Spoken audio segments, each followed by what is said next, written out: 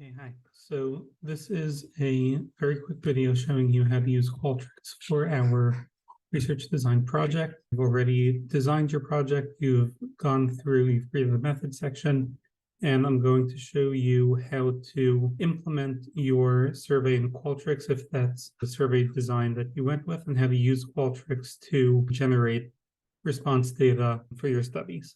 So we'll start here. One second.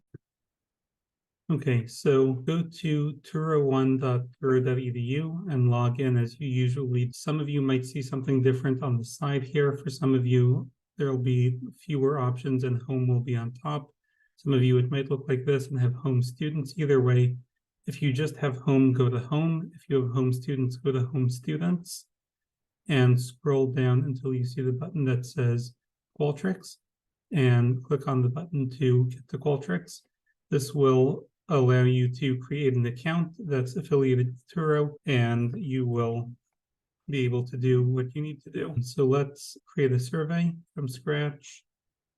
Get started. We're going to call this research design example, create project.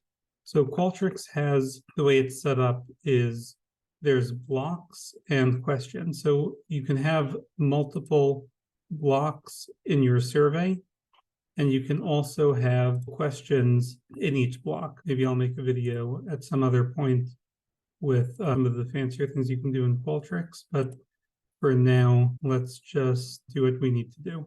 So you can set up demographic questions. You can actually do stuff like, what is your annual income, for example, and say 5 choices, use suggested choices, and there's a whole bunch of options, so you don't even have to think about it. Income USD, and here's Qualtrics suggested choices for income. You can edit it if you want to, but there's, it'll do that automatically for you.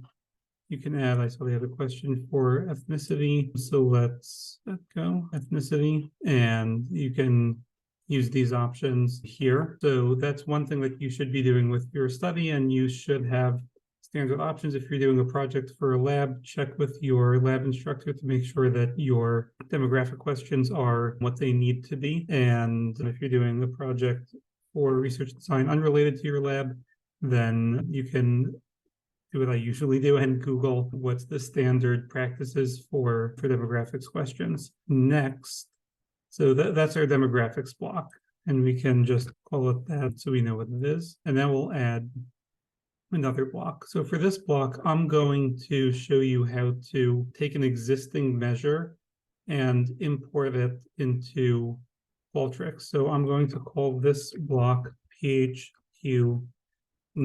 Okay, so here is our PHQ9 from apa.org, and you see there's 9 questions. So we're going to copy. For this one, we'll do it one at a time, just because it's easier not to erase all of the numbers as we go. We're going to paste them into a blank document, one on each line, and I'll show you what to do with it in a minute.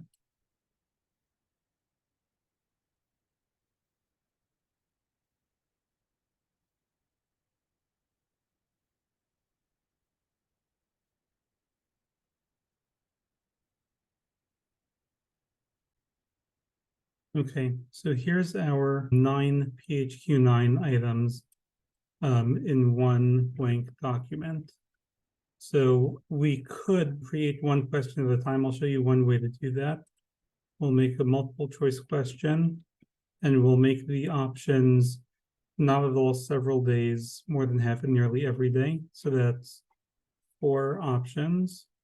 We'll look at suggested choices to see if that's one of their options here, so that we don't have to write it every time. Let's say, okay, it looks like it's not one of the standard options, so we're gonna say over the last 2 weeks, how often have you been bothered by any of the following problems? Then make actually what we would do for this is make this a text entry, and the next question would be the first one. Make multiple choice, and we'd take our first question and write it here. There is a more efficient way of doing things that I'll show you, and that is to turn this question here into a matrix table. And this will go very quickly. 4 scale points, okay? And we're going to take our all 9 items, 1 on each line, and we're going to come here to our matrix table and number of statements. So each of these is a statement, each of these is a scale point. So we could write each one at a time, or come over here to statements, edit multiple, get rid of these, and paste our 9 items in here, apply.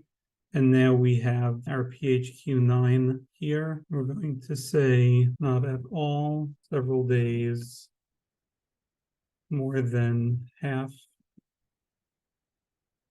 the days, and nearly every day. And just like that, we have our PHQ-9 in Qualtrics. Okay, so for the last part of this project, we have graphics block and our PHQ-9. So we're going to go into tools, going to generate test responses, figure out how many test responses you need. Let's say you want 20 responses. Let's not allow unanswered questions and generate. So when you do this, it generates 20 responses, close. Then you can go into data and analysis and wait for it to load.